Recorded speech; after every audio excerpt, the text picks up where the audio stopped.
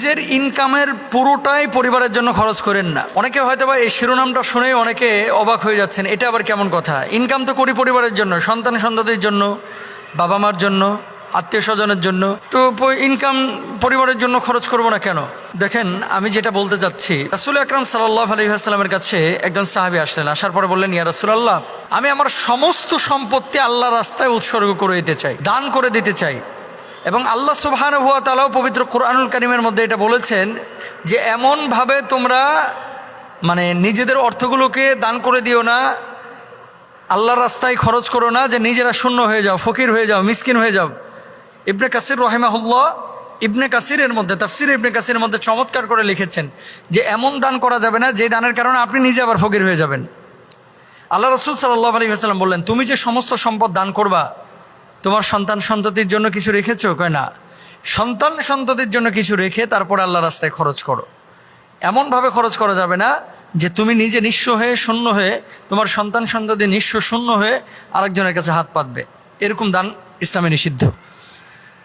কেন বলছো এই কথাটা? দেখেন, প্রবাসে যারা অনেকে আপনারা থাকেন এবং দেশে অনেকেই আছেন, যা আয় উপার্জন করেন হয় বউয়ের হাতে দেয় অথবা নিজের বাপমার হাতে দেয়, অথবা অনেক জামাই আছে যেগুলো আদুরে জামাই শ্বশুর শাশুড়ির হাতে দেয় বাপমাকে না দিয়া। পরবর্তীতে কি দাঁড়ায়, বাবা দেখা গেছে যে সম্পদ কিনেছে অথবা একটা অ্যাসেট তৈরি করেছে।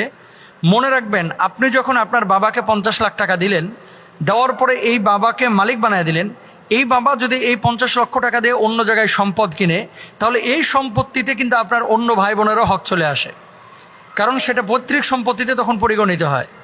আর বাবাকে যদি আপনি 50 লক্ষ টাকা আমানত হিসেবে দেন যে আব্বা এই টাকাটা আপনার কাছে রাখেন, যা খরচ হয় আপনি খরচ করেন, আর এই টাকাটা দিয়ে যদি সম্পদ কিনতে চান আপনি কিনেন, কিন্তু আপনার নামে থাকবে মূল মালিক কিন্তু আমি। এরকম যদি নেগোসিয়েশন বা আলোচনা থাকে তাহলে ভিন্ন কথা। বর্তমান বাংলাদেশে ভয়াবহ অবস্থা তৈরি হয়েছে। কেমন? যে আপনি ইনকাম করে বাবাকে দিচ্ছেন টাকা, বাবা ওখান থেকে অ্যাসেট তৈরি করছে, মা ওখান থেকে অ্যাসেট তৈরি করছে, পরবর্তীতে দেখা যাচ্ছে আপনি দেশে ফিরছেন, দেশে ফেরার পরে ছোট ভাইয়েরা ওই সম্পদ নিয়ে মোজ মারতেছে আর আপনার দিকে তাকাচ্ছে না। এরকম কিন্তু হচ্ছে। কালকে একজন ভাই লিখেছেন, আমি খুব মর্মাহত হয়েছি। উনি বলছেন যে 15 বছর আগে উনি জার্মানি গিয়েছেন। জার্মানি যাওয়ার পরে বাবার কাছে কয়েক লক্ষ টাকা তিনি রেখেছিলেন, বাবা সেটা দিয়ে ফ্ল্যাট কিনেছে। বাবা কি মার কথা যেন বললেন, যে মা, সম্ভবত মা ফ্ল্যাট কিনেছেন।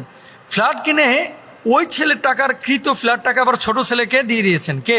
মা। কেন? জার্মানিতে আমার ছেলে তো ভালোই আছে।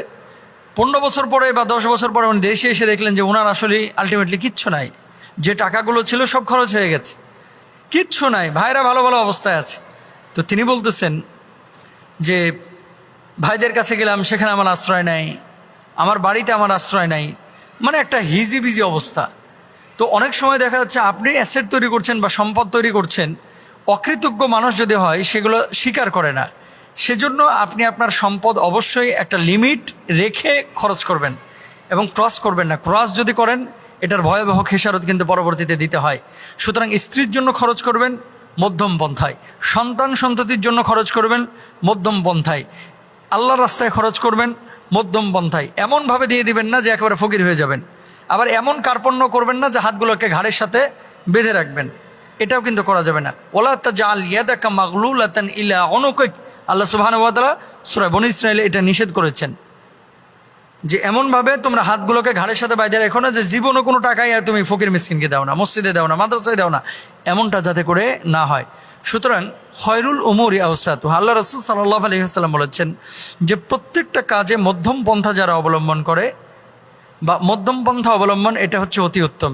যে কোনো কাজে মধ্যম পন্থা অবলম্বন করতে হবে এবং খরচাদের ক্ষেত্রে এমনটা যাতে করে না হয় যে আপনি ঢালাওভাবে খরচ করছেন, সৌদি আরব থেকে টাকা পাঠাচ্ছেন আর আব্বাই খালি জমি কিনছে, সৌদি আরব থেকে টাকা পাঠাচ্ছেন মা খালি গহনা কিনছে, সৌদি আরব থেকে টাকা পাঠাচ্ছেন, দুবাই থেকে, কাতার থেকে, ইউরোপ থেকে টাকা পাঠাচ্ছেন, বউ খালি স্বর্ণ কিনে কিনে জমাচ্ছে।